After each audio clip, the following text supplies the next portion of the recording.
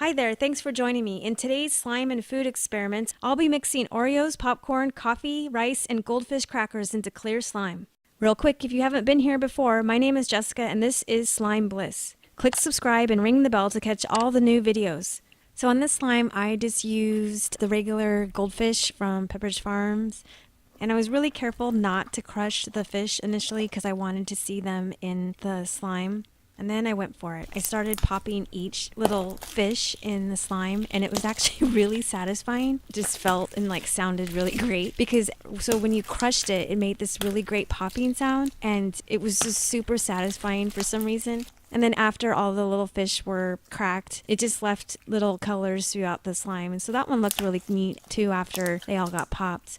I do think the salt started to overactivate the slime a little bit. I believe it all has to do with the fact that the salt was just kind of just taking most of the moisture away from the slime. So I enjoyed the slime because I really liked watching the transition from goldfish to the little cracks in it. So with the slime, I'm going to do popcorn and see how this turns out. I'm hoping that it's crunchy. That's what I'm expecting anyways. I got this popcorn from a hockey game and just kept it because I wanted to do this popcorn slime. The slime took on the butter color, so it turned out to be kind of a yellow color. It wasn't as crunchy as I was expecting. I was expecting the popcorn to keep its crunch kind of like when it's normal. As it sat in the slime over time, it just kind of got soft. So the popcorn smelled like just buttery popcorn and slime. It smelled good. It looked awful. It kind of looked like vomit or puke or whatever. It made some good sounds. It was good and stretchy. The salt didn't tear it apart, which I kind of expected. Maybe the salt would make it a little hard. It still pressed really well. You're able to get good pops and bubbles.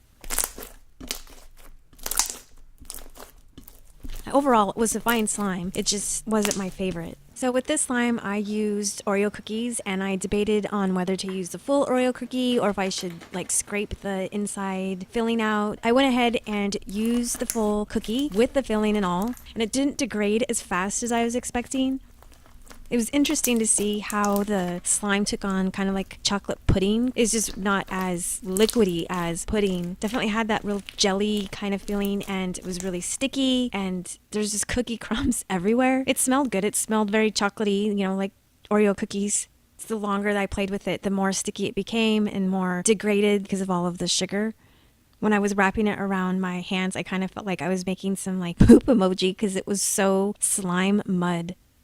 So because it was so sticky, I decided to try to put some contact solution in it to try to bring it back closer to a slime to see if I could counteract all the sugar. And it worked slightly, but eventually I just got to the point where I decided to add in borax. And the borax made the slime come back quite a bit. So I was able to reverse the whole melty, liquidy kind of slime that it became.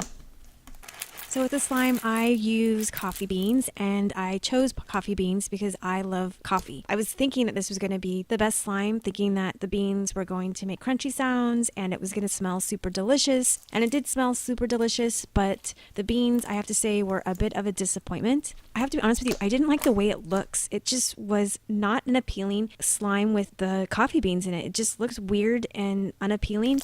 I feel like it even looked worse than the popcorn. And even though the popcorn turned to kind of look like, vomit, this just I thought was worse. I think what bothered me the most about the slime is that it looked like mouse droppings. And I know that sounds disgusting, but that's probably what I related this most to. I don't feel it was the best one out of all the slimes. So here I'm adding basmati rice to clear slime.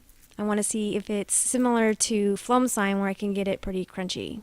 I really liked the way this one finally turned out once it got all worked in. I put some contact solution on my hands because it was getting really sticky, and I don't know if it had to do with the starch of the rice kind of degrading into the slime, but it seemed to do the trick because it made it not so sticky and you could be able to play with it a little bit more.